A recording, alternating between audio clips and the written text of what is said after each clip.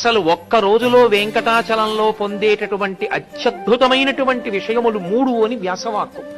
అందులో మొదటిది స్వామి పుష్కరిణీ స్నానం, శ్రీనివాసస్య దర్శనం. స్వామి పుష్కరిణీ స్నానం చెయ్యడం, వెంకటేశ్వర స్వామి దర్శనం చెయ్యడం.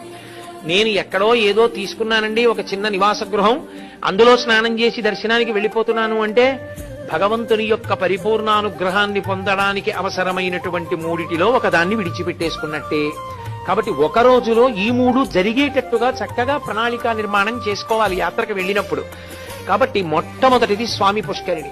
అందుకే స్వామి పుష్కరిణి గురించే చెప్తూ ఒక మాట అంటారు, స్వామి పుష్కరిణీ స్నానం, సద్గురోః పాదసేవనం, ఏకాదశి వ్రతంచాపి త్రయం అత్యంత దుర్లభం.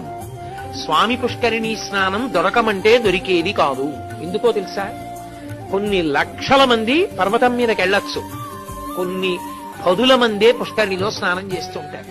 ఏమండి మరి ఇంత గొప్పది కదా పుష్కరిణి, ఎక్కడ చూసినా అలా సూచన చేశారే పుష్కరిణి స్నానం చెయ్యండి అని, ఆఖరికి ప్రసాదం కవర్ వెనకాతల కూడా ముద్రణ చేశారే, మరి ఎందుకండి స్వామి పుష్కరిణిలో అంతమంది స్నానం చేయరు, అన్ని లక్షల మంది ఎందుకు వెళ్ళరు స్నానానికంటే ఒక్కటే కారణం, అంత గొప్ప ఫలితాన్ని వీడికి కట్టబెట్టేయచ్చా అన్నది చూస్తాడు.